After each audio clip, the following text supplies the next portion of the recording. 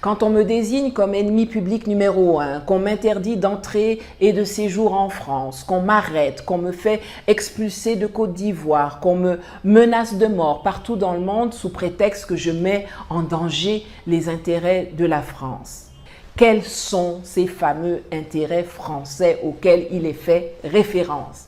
Est-ce qu'on peut nous en donner une liste? Vous dites qu'on ne pèse rien, qu'on est les plus pauvres du monde, qu'on vous coûte cher. Mais quand on vous demande poliment de partir pour vous décharger du fardeau que nous sommes, vous criez, vous pleurez, vous refusez de quitter, vous montez des opérations militaires, vous déployez des agents de la DGSE et vous financez des attaques terroristes pour revenir ou rester. La France considère que pour que eux gagnent, il faut que nous perdions. En réalité, il n'y a pas des intérêts français, il y a un intérêt français en Afrique. Premièrement, il est impératif de sortir de la posture de victime et de commencer à rendre l'appareil à ceux qui quotidiennement usent de la déstabilisation pour affaiblir nos pays. Nos États en Afrique doivent saisir les opportunités pour fragiliser la France à travers ses territoires d'outre-mer. La Kanaky, la Martinique, la Guadeloupe, la Guyane, la Polynésie, partout là. Dans tous ces endroits, il y a des mouvements de libération. Les pays africains doivent activement soutenir les luttes indépendantistes dans ces régions. J'ai eu à discuter avec des officiers et des soldats du Tchad, du Niger et du Cameroun. Quand ils ont repris des bastillons de Boko Haram, les otages libérés leur ont confirmé que des hélicoptères atterrissaient dans des aires préparées pour fournir des armes et de la logistique aux terroristes. Un avion français qui volait plus haut donnait carrément des directives aux Boko Haram qui ont réussi à encercler et à tuer la moitié des soldats qui composaient l'unité spéciale venue les combattre. Et il est affligeant de constater qu'il se trouve néanmoins toujours des Africains pour l'aider à les commettre. Ils ne veulent pas partir, ils ne vont pas partir, ils veulent juste être moins visibles. Tout est faux semblant. Nathalie Yamb a publié une grosse vidéo de plus d'1 heure où elle fait une puissante présentation de la situation de l'Afrique et de la situation actuelle dans le monde, la situation politique, sécuritaire, économique et j'en passe. Elle a aussi pris le temps dans cette vidéo de clarifier un certain nombre de positions et propose des solutions implémentables rapidement et suivant l'exemple d'autres pays, c'est-à-dire que les solutions ne sortent pas de zéro. Dans cette vidéo, je vous ai fait un résumé de son allocution et je présente les solutions pertinentes qu'elle propose. Donc, on écoute et on se retrouve après. Le 8 janvier 2025, un hélicoptère s'est écrasé à Sédhié-Bénou, près de Cotonou au Bénin, piloté par des individus en civil de type caucasien, des Blancs. Alors que les supputations allaient bon train, un communiqué laconique de l'ambassade des États-Unis au Bénin a été publié, qui informait que le vol avait été affrété par AFRICOM, le commandement de l'armée américaine en Afrique, en soutien aux forces armées béninoises en matière d'évacuation médicale. Fin de citation. Ah bon? Donc Patrice Talon fait appel à l'armée américaine pour procéder à des évacuations médicales? Mais qui devait donc être évacué? Il n'y avait aucun blessé ni aucun équipement médical à bord de l'appareil qui a craché. Les explications fournies par AFRICOM ne tiennent pas la route une seconde. Quelle était la réelle mission de cet hélicoptère avant qu'il ne s'écrase? Dans le cadre de la préparation de cette émission, j'ai eu à discuter avec des officiers et des soldats du Tchad, du Niger et du Cameroun qui ont pris part à des opérations contre Boko Haram dans la région du bassin du lac Tchad. Leurs témoignages concordent. À plusieurs occasions, quand ils ont repris des bastillons de Boko Haram, les otages libérés leur ont confirmé que des hélicoptères atterrissaient dans des aires préparées pour fournir des armes et de la logistique aux terroristes. Au moment de la saison des pluies, quand le niveau de l'eau remonte, l'approvisionnement se fait avec des vedettes rapides à partir des forêts qui entourent le lac. Un vétéran d'une de ces opérations a même eu l'occasion d'assister en direct à une scène surréaliste où, alors que ses troupes étaient guidées avec l'aide des instruments de renseignement, les ISR comme on les appelle dans le jargon, un avion français qui volait plus haut donnait carrément des directives au Boko Haram qui ont réussi à encercler et à tuer la moitié des soldats qui composaient l'unité spéciale venue les combattre. C'est d'ailleurs à la même époque que le Cameroun a exigé le départ de la base militaire américaine implantée dans le nord du pays en porte-à-faux avec sa doctrine qui refusait jusque-là la présence de toute base militaire étrangère sur son territoire. Les Américains avaient pu obtenir une dérogation pour s'installer afin de fournir du renseignement aux autorités camerounaises dans la lutte contre Boko Haram. Or, il s'est avéré que les Yankees préféraient eux aussi, comme leurs cousins français, fournir du renseignement au Boko Haram. Leur plan machiavélique était de permettre la jonction des terroristes venus du nord avec les voyous ambazoniens venus du Nozo pour faire tomber le régime à Yaoundé. Rien que ça. Quand le général Abdraman Tiani, quand le général Assimi Goïta, quand le capitaine Ibrahim Traoré, quand je déclare que la France est l'un des plus grands financiers des terroristes en Afrique et en Asie, c'est indéniable. Ce n'est d'ailleurs pas pour rien que depuis 2 ans et demi, la France bloque la convocation d'une réunion d'urgence du Conseil de sécurité de l'ONU demandée par le Mali pour exposer les preuves qu'il détient à ce sujet. D'ailleurs, parfois, terroristes et chefs d'État collaborent main dans la main pour servir les intérêts des puissances étrangères. On l'a vu au Burkina Faso avec Blaise Compaoré et surtout au Niger avec Mohamed Bazoum, pour le retour duquel la France est prête à commettre toutes les saloperies et toutes les barbaries. Ainsi, toujours dans la zone du bassin du lac Tchad, côté Nigeria, plusieurs dizaines de blocs pétroliers et gaziers répertoriés depuis le début des années 2000 par la NNPC, la Nigeria National Petroleum Company, constituent des réserves stratégiques pour les financiers de Boko Haram et de l'ISWAP, l'État islamique en Afrique de l'Ouest, qui est la branche sécessionniste de Boko Haram qui a fait allégeance à Daesh en 2016. Pareil du côté du nord du Bénin, où dans la zone du parc W, les sites d'orpaillage clandestins pullulent et le fer se ramasse à même le sol. Pareil également du côté du Sahel. C'est ainsi que régulièrement, des attaquants venus du Nigeria s'en prennent au pipeline Niger-Bénin, qui est à moins de 5 km de la frontière, avant de retourner promptement dans l'état de Sokoto, dans lequel des agents de la DGSE se sont installés depuis plusieurs mois, plus spécifiquement après que l'armée française a été chassée du Niger, pour recruter et entraîner des terroristes et mettre en place les infrastructures nécessaires. Après l'installation de 2 bases de l'armée française à Guigidi et à Gidankata dans l'état de Sokoto au Nigeria, on voit apparaître un nouveau groupe terroriste, les Lakurawa, également domiciliés dans l'état de Sokoto, qui sont en réalité un démembrement de l'EIGS, l'État islamique au Grand Sahara, un sous-traitant bien connu de l'armée française. C'est à eux que l'on doit une grande partie des attaques récentes contre le pipeline Niger-Bénin. Mais comme cela n'a pas eu l'effet escompté, à savoir l'écroulement de l'économie nigérienne, Paris a décidé de passer à la vitesse supérieure. Et c'est ainsi que le 8 janvier 2025, les services français ont convoqué une réunion dans une localité du bassin du lac Tchad avec les terroristes, des représentants du Bénin, du Nigeria et d'autres puissances occidentales, lors de laquelle il a été distribué des ceintures à explosifs pour passer à la phase des attentats suicides et des enlèvements en masse, comme en 2014, quand 276 élèves du lycée de jeunes filles de Chibok au Nigeria avaient été enlevés par Boko Haram pour ensuite, pour certaines, être mariées de force à leurs bourreaux ou alors être mises en esclavage. Que la France ait de nouveau recours à des stratagèmes aussi odieux et meurtriers n'est pas une surprise, car elle est coutumière du fait. Son appétence à faire couler le sang des Africains a déjà été prouvée à travers les siècles. Et il est affligeant de constater qu'il se trouve néanmoins toujours des Africains pour l'aider à les commettre.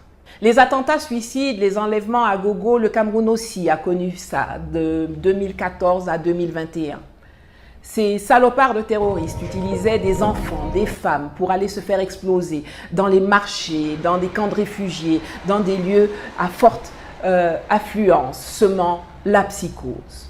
Les autorités nigériennes seraient d'ailleurs bien inspirées de se rapprocher des autorités camerounaises pour un partage d'expériences, mais aussi, et je le répète, pour réactiver l'option du transport du pétrole du Niger via le pipeline Tchad-Cameroun, plutôt que par le Bénin. On rappelle que non seulement ce pays était la principale base de déploiement de l'armée française en Afrique hors Djibouti, mais également que Emmanuel Macron, faisant fi de toute intelligence politique ou toute retenue diplomatique, avait rappliqué à N'Djamena ventre à terre à la mort de Déby Père pour prendre son rejeton sous son aile protectrice. La lune de miel s'est vite transformée en lune de fiel.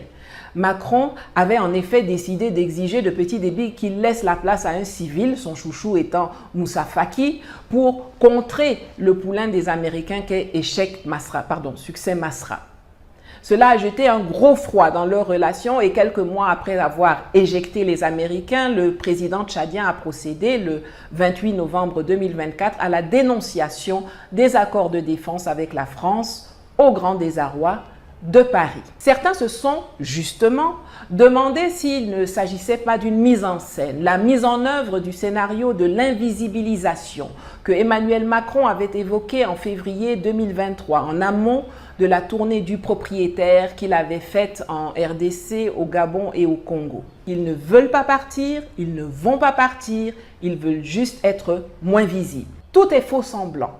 Les enlèvements d'otages occidentaux servent de prétexte à la France pour financer les terroristes via le paiement de rançon. Même Barack Obama le savait. Ne voilà-t-il pas qu'on nous annonce l'enlèvement fort à propos d'une Autrichienne à Agadez et d'une Espagnole en Algérie qui auraient été amenées, ne riez pas, au Mali. Parlons aussi des risibles demandes de collaboration avec les États de l'AES formulées par les chefs de l'armée béninoise pour prétendument collaborer à combattre les terroristes, alors que c'est eux qui les hébergent et qu'en 2023, ils étaient chauds pour attaquer le peuple et les autorités du Niger pour plaire à la France. Piège, entourloupe, sournoiserie comme ça, vous croyez tromper qui? Allez collaborer avec la force en attente de la CEDEAO. La France ne laissera jamais personne le remettre en cause et ne laissera jamais personne menacer, ni aujourd'hui, ni demain, la stabilité et l'intégrité du Tchad. Tout est faux semblant. C'est comme ça que de la promesse dégoulinante de pathos faite par Macron lors de l'oraison funèbre pour Déby Père le 23 avril 2021 à N'Djamena, nous sommes passés à une attaque abracadabrantesque sur le palais présidentiel tchadien dans la nuit du 8 janvier, après que le gouvernement tchadien a renouvelé son ultimatum à l'armée française de dégager intégralement de son territoire au plus tard le 31 janvier 2025, alors que celle-ci essayait de négocier un dilatoire pour fin mars au plus tôt. Alors évidemment, il y a ceux qui disent que rien n'indique que la France soit derrière les 24 attaquants qui se sont jetés armés de machettes sur le palais, tuant 2 gardes, avant que 18 d'entre eux ne soient neutralisés et 6 autres arrêtés. Mais on dirait que Petit Déby pense différemment. Dès le lendemain, il a publié le message suivant sur son compte Facebook. Les assaillants de cette vaine tentative visaient à me vitrifier, mais ils ont été vitrifiés par la vaillance, la vigilance et le courage de la garde présidentielle.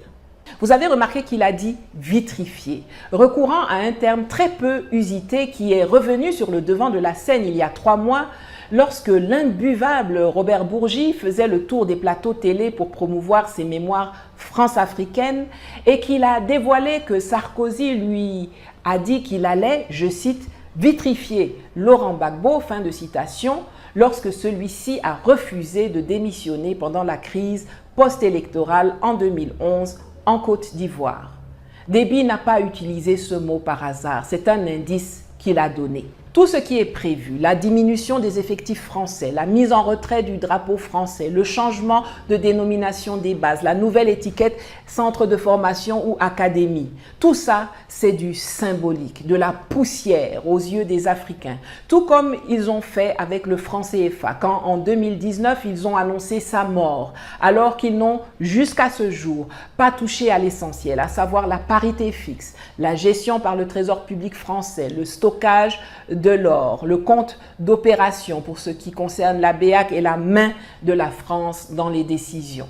Ils font semblant de partir, mais ils restent et conservent un dispositif socle qui leur permet de se redéployer rapidement et massivement chaque fois qu'ils ont besoin de faire une barbouzerie sur notre continent. Et surtout, ils ont ajouté 3 nouveaux pays d'entrée, le Bénin, le Nigeria et le Maroc, comme Macron lui-même nous l'a confirmé le 6 janvier. De façon récurrente, la France nous accuse de mettre en danger ses intérêts.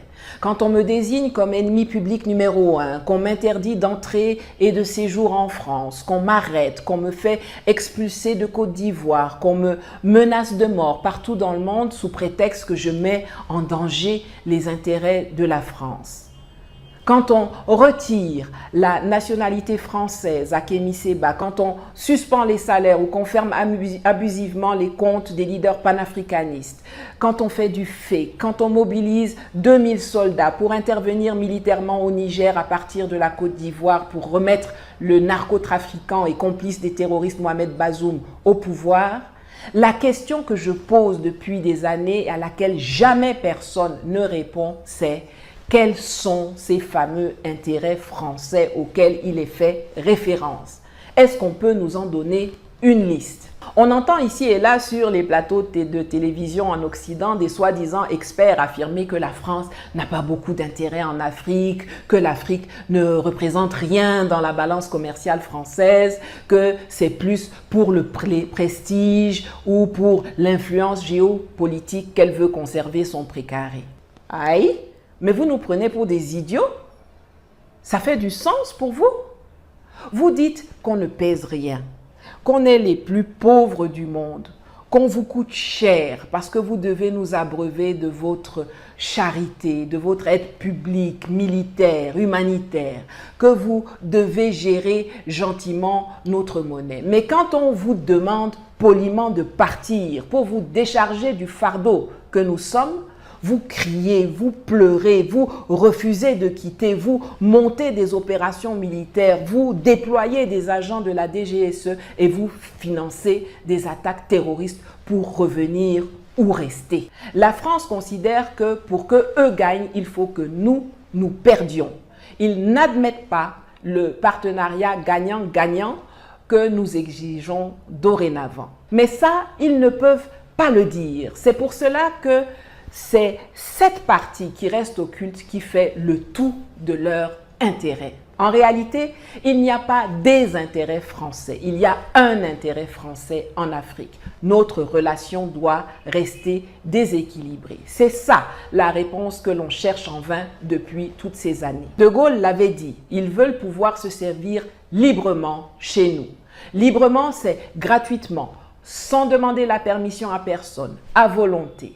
Et tous ceux et celles qui dévoilent et s'attaquent à ce déséquilibre sont combattus et vilipendés avec l'énergie du désespoir par Paris. À tout ce qu'elle vient de dire, Nathalie Yambe propose des solutions concrètes et applicables pour sortir l'Afrique de la situation actuelle, de cette situation morbide et de latence. Les solutions peuvent être abordées sous 3 angles principaux: politique, économique et sécuritaire.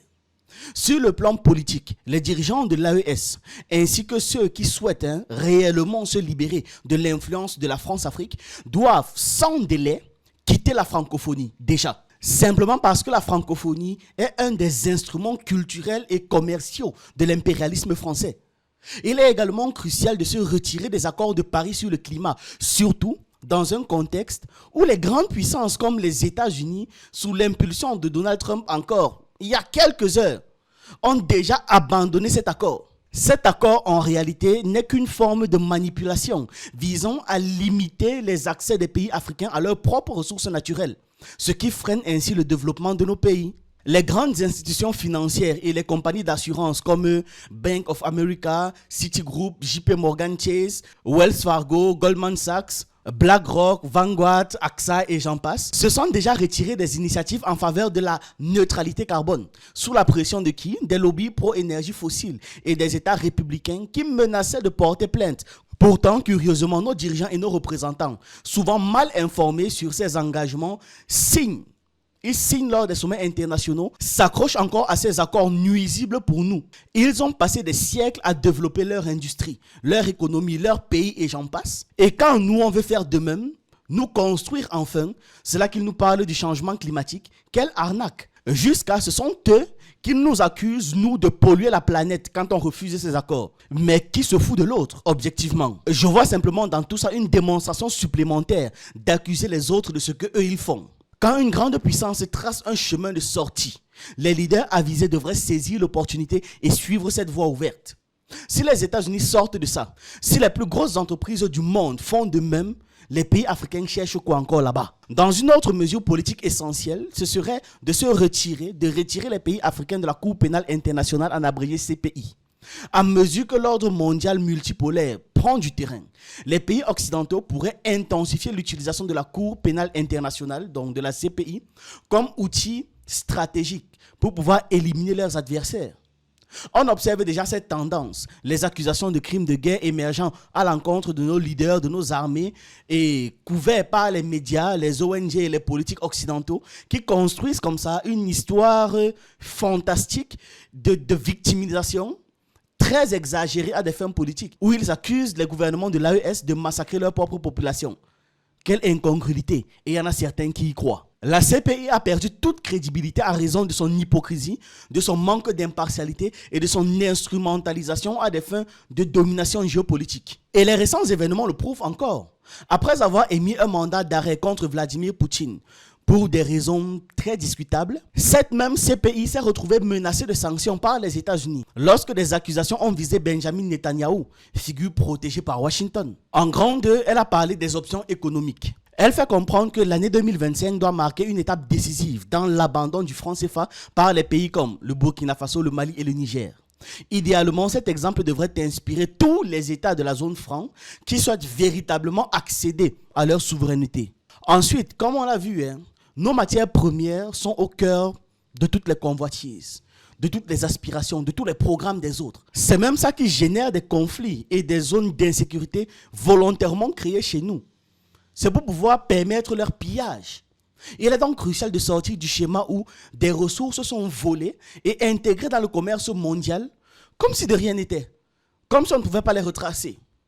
À cet égard, la démarche judiciaire initiée par la République démocratique du Congo contre Apple à raison de son utilisation des minerais provenant de zones de conflit est un exemple encourageant. Cependant, il serait encore plus pertinent de mettre en place des mécanismes en amont. C'est-à-dire un écosystème basé sur la transparence et la traçabilité devrait être instauré pour toutes nos ressources. Pétrole, gaz, cobalt, lithium, uranium, fer, manganèse, cacao, tout, absolument tout doit être surveillé. Par ailleurs, parlant d'opacité versus transparence, c'est urgent de rendre public tous les accords injustes et d'exposer les pratiques de chantage, de corruption et de manipulation utilisées par la France et les pays occidentaux, la France et ses alliés, pour pouvoir maintenir une relation déséquilibrée avec l'Afrique. La France-Afrique a toujours utilisé l'opacité pour préserver ses intérêts occultes. Mais à la stratégie d'opacité, à la stratégie de dissimulation, la solution est simple. Il faut l'opposer à la transparence totale. Les hauts responsables, c'est-à-dire qu'ils soient chefs d'État, ministres ou toute personne détentrice d'informations sensibles, doit révéler la vérité. La vérité doit sortir. Peu importe de la bouche de qui, ça doit sortir et se propager. Cela va permettre non seulement de renforcer nos arguments dans cette lutte, mais aussi de ternir l'image de la France sur la scène internationale. Un maximum d'informations doit être communiqué au maximum de personnes sur un maximum de plateformes. Remarquez bien un truc chez eux, dès qu'une personne a une information, tous leurs médias, tous leurs influences et tout le monde en fait le relais. Chez nous, quand une personne a l'information, on veut être les seuls à divulguer ça, les seuls à détenir ça. Comme si quand on partage cette information, on la perd. Non, quand on partage l'information, elle se multiplie. D'ailleurs, c'est la seule ressource qui ne diminue pas quand on la partage. La connaissance, l'information, le savoir. Et parallèlement, c'est une des armes les plus puissantes dans la guerre que nous menons. L'information doit être un max relayé pour permettre une compréhension de notre situation par les personnes même les moins informées. C'est nécessaire.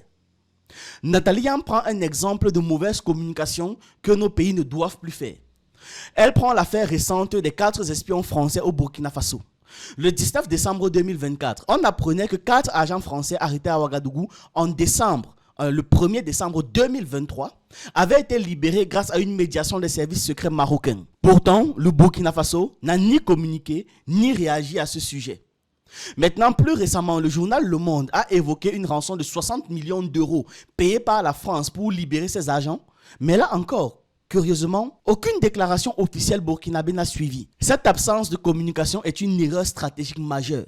Elle laisse le champ libre à la désinformation française qui peut manipuler l'opinion publique à souhait. Et à ce niveau, qu'est-ce qu'ils ont fait? Présenter les Burkinabés comme des preneurs d'otages et présenter les agents français comme des victimes innocentes. C'est exactement ce qu'ils ont fait. Ce type d'affaires ne doit jamais être laissé dans l'ombre. Jamais. Le Burkina aurait dû être le premier à communiquer, en expliquant par exemple que la France avait reconnu ses torts et a proposé une compensation financière pour récupérer ses espions déstabilisateurs. Ça aurait passé un message fort. Une telle déclaration aurait non seulement permis d'informer l'opinion publique africaine, mais aussi d'éclaircir les citoyens français sur les pratiques douteuses de leur État, qui dépensent des sommes colossales pour couvrir des activités criminelles dans d'autres États, tout en leur demandant de serrer la ceinture chez eux, de payer encore et toujours plus d'impôts et j'en passe. Ça aurait aussi terni l'image de la France auprès de toutes les autres nations non occidentales. La Russie, les pays d'Asie, les pays d'Amérique du Sud. Et même ces pays-là dorénavant, parce que l'information a été communiquée, vont utiliser cet argument ou ces arguments pour pouvoir également mener leur lutte anti-Occident. Donc la leçon c'est quoi? Communiquer. On doit communiquer tout le temps, permanemment. Nous devons créer les archives. Pas seulement pour nous, mais aussi pour la postérité. Que les futures générations d'Africains et d'Africaines ne partent pas de zéro, mais partent avec une bonne base d'informations et d'archives utilisables à souhait. On a vu comment la transparence, la divulgation d'informations crée en fait des mouvements. Récemment, durant la dernière sortie de Simone Gbagbo, le monde a été choqué d'apprendre que les sujets des ministres des pays africains étaient choisis par la France. Malheureusement, elle l'a dit 15 ans trop tard. Si nos dirigeants sont soumis à des pressions, le mieux c'est qu'ils trahissent tous, donc ils organisent des conférences de presse, des interviews dirigées, peu importe, un peu comme ce que le général Tchiani a fait là, mais qu'ils trahissent, ils dénoncent. Le principe est simple, il prend une caméra, un micro, il vient à la télévision nationale et il trahit tout. Comme ça, la population verra vraiment d'où vient le problème, connaîtra vraiment qui est son ennemi, qui nous met la pression, comment cette pression est mise, qui dirige quoi, quelles menaces pèsent sur nous, nos dirigeants et j'en passe. C'est très important d'être transparent. Si tous les leaders africains le font, je pense qu'il ne va pas rester beaucoup de place aux mensonges ou encore à la propagande des Occidentaux. Avec les quelques prises de parole des dirigeants de l'AES, vous avez vu tout l'engouement que ça a généré. Imaginez maintenant si c'est à l'échelle de l'ensemble des présidents, des leaders, des sachants en Afrique, de tous ceux qui détiennent des informations. Car balancer. Le dernier point des solutions que Nathalie Yamb propose dans sa vidéo, c'est l'option sécuritaire. Elle fait comprendre que 2 leviers majeurs s'offrent à nous pour renforcer notre sécurité. Premièrement, il est impératif de sortir de la posture de victime et de commencer à rendre l'appareil à ceux qui quotidiennement usent de la déstabilisation pour affaiblir nos pays. À l'exemple de l'Azerbaïdjan qui soutient le mouvement indépendantiste en Nouvelle-Calédonie, nos États en Afrique doivent saisir les opportunités pour fragiliser la France à travers ses territoires d'outre-mer. La Kanaki, la Martinique, la Guadeloupe, la Guyane, la Polynésie, partout là. Dans tous ces endroits, il y a des mouvements de libération. Les pays africains doivent activement soutenir les luttes indépendantistes dans ces régions, tout en offrant la protection et un appui sans faille à des figures comme Nathalie Yamb et bien d'autres qui ne sont pas forcément aussi connues, mais qui sont aussi d'une grande importance. Parce que leurs interventions ébranlent les fondations de l'Élysée et détruisent par la même occasion l'influence impérialiste française. Maintenant, on ne peut pas espérer gagner une guerre en nous appuyant sur des armes ou encore des technologies que nos ennemis fabriquent, que nos ennemis contrôlent ou encore qu'ils influencent. Ça devient donc par la logique simple, impératif pour les États africains de développer leur propre plateforme numérique, équivalent de Twitter, Facebook ou YouTube et j'en passe. Ces espaces permettraient de favoriser l'éveil des consciences et de diffuser librement la vérité sur la guerre millénaire menée par l'Occident contre l'Afrique. Et cela pourrait se faire sans crainte de censure, de démonétisation ou de bannissement. Ce projet ne peut pas être laissé aux mains de particuliers et des entrepreneurs particuliers ou encore d'acteurs ambivalents. Il doit être piloté par l'État. Simplement parce que les solutions qui existent actuellement sont très limitées ou alors marginalisées ou alors sont simplement contrôlées par des individus dont la loyauté fluctue en fonction de leurs intérêts. Dans la même logique, on doit soutenir l'émergence de dirigeants panafricains dans nos pays. Imaginez un Kémy Séba actuellement président du Bénin. Il sera d'un appui incommensurable pour les luttes de libération en Afrique. Donc, le soutenir ou soutenir des dirigeants comme lui pour qu'ils atteignent les postes les plus élevés est nécessaire, c'est même vital. Les différents leaders panafricains qui seront au pouvoir placeront la fraternité, la paix et le bien-être des populations au centre de leur politique. Enfin, et sans doute l'une des mesures les plus cruciales, c'est qu'il faut rapidement sécuriser le territoire de l'Alliance des États du Sahel. Et ça passe par deux axes complémentaires. Elle insiste bien dessus, des axes complémentaires. Renforcer les opérations militaires sur le terrain, et elle remercie les militaires et les dirigeants de l'AES. Ensuite, mettre en place une défense physique des frontières. Et pour cela, c'est indispensable de mobiliser des excavatrices pour creuser des tranchées et ériger des murs de sable tout au long des frontières stratégiques. Ces infrastructures devraient être complétées par l'installation de miradors et de déploiement de troupes tout au long des axes sensibles, notamment les frontières Niger-Nigeria, Mali-Algérie, Burkina-Côte d'Ivoire, Bénin-Niger. Ce sont des zones extrêmement sensibles. Ces mesures ne sont pas simplement symboliques, mais stratégiques, car elles permettent de transformer l'AES en une véritable forteresse, capable de résister à toutes les tentatives de déstabilisation et d'assurer la paix et la sécurité pour toutes les populations africaines. Après toutes ces explications, quoi dire de plus? Que dire de plus? Ces propositions faites par Nathalie Yam couvrent tous les domaines. Le reste, c'est juste penser ces solutions en détail et faire travailler les populations pour y arriver. Industrialisation, lutte, attaque, défense, géopolitique, elles couvrent un large panel de domaines. Maintenant, à chacun d'entre nous dans son secteur d'activité respectif de mettre en place des solutions pour aider la guerre que nous sommes en train de mener. Voilà ce que j'avais à partager avec vous aujourd'hui. Dites-moi ce que vous en pensez en commentaire. J'attends vos avis, vos analyses. Pourquoi pas des solutions que vous comptez mettre en place dans votre activité aussi. Ça peut inspirer d'autres. Et on se retrouve dans une prochaine vidéo.